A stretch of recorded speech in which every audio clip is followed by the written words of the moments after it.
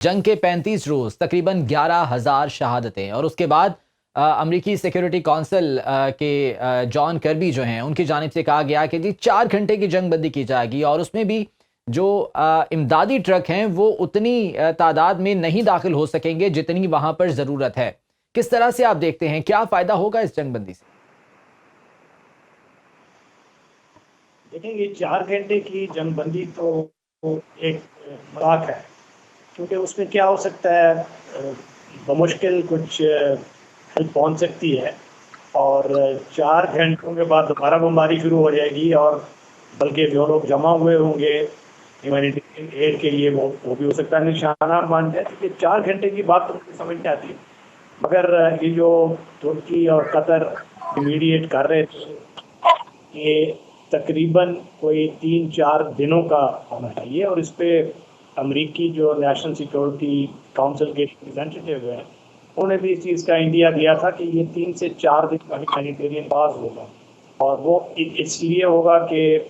उनका मोटिवेशन ये है कि इसको टेम्परेचर को थोड़ा सा कम किया जाए, दोनों साइड्स को थोड़ा सा पॉज दिया और जो उसमें कुछ ये हॉस्टेज हैं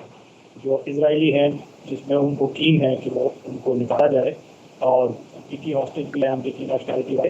तो उनका तो ज़्यादा उन हॉस्टेज की वजह से ये नहीं कि फ़लस्तीनियों का कत्लेआम हो रहा है, वो पेरायामा जो है ये यूनाइटेड स्टेट्स में भी, यूके में भी, यूरोपियन यूनियन में भी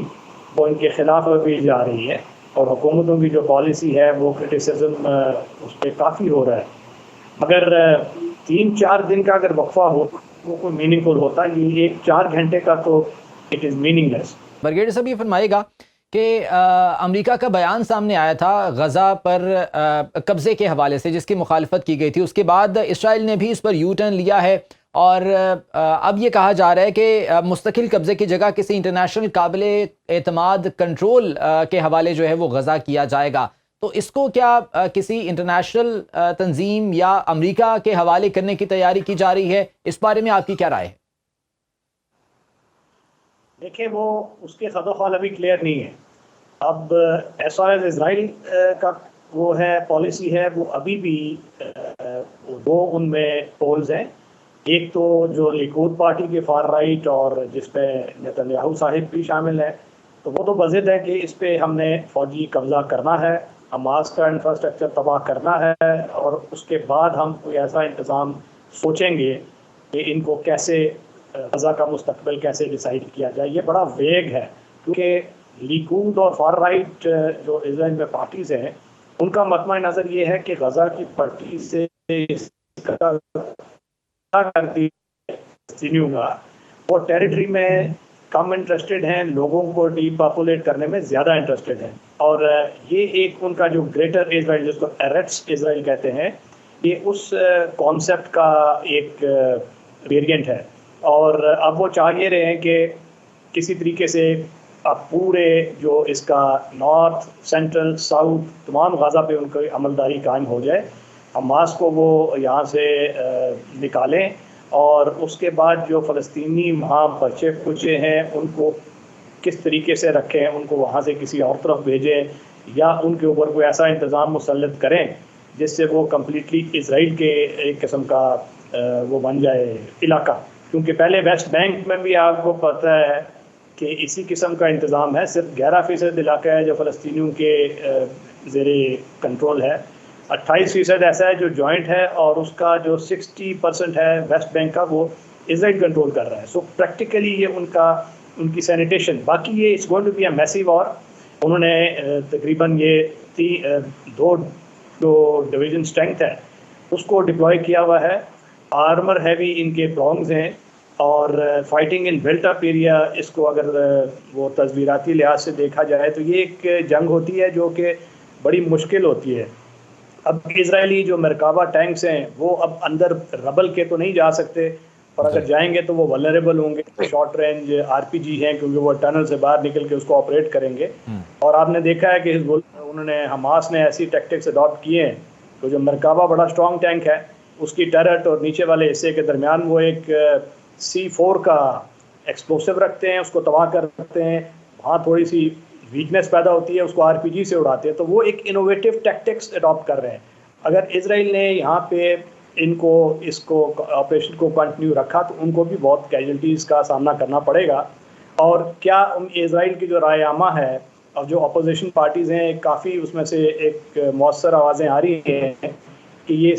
जंग को सही तरीके से नेतन्याहू की एडमिनिस्ट्रेशन हैंडल नहीं कर पा रही, और इसमें जो हॉस्टेज हैं उनकी जानों को भी खतरा है, इजरायली की जो फौज है उसकी भी कैजुअल्टीज़ होंगी। तो ये अब जो अंदर से अंदरूनी प्रेशर है इजराइल के,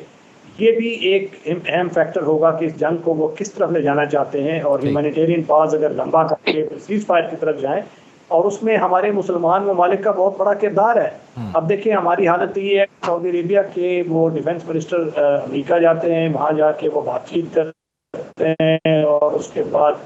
वहाँ के जो जेक सलिवन उसको अश्योरेंस देते हैं कि अभी इसको किसी तरीके से हम हल करते हैं और उसके बाद हम इसराइल के साथ दोबारा ताल्लुकात इस्तेमाल करेंगे। एब्राहम अकॉर्ड्स में जो 4 ममालिक है उसमें से सूडान और मोरक्को,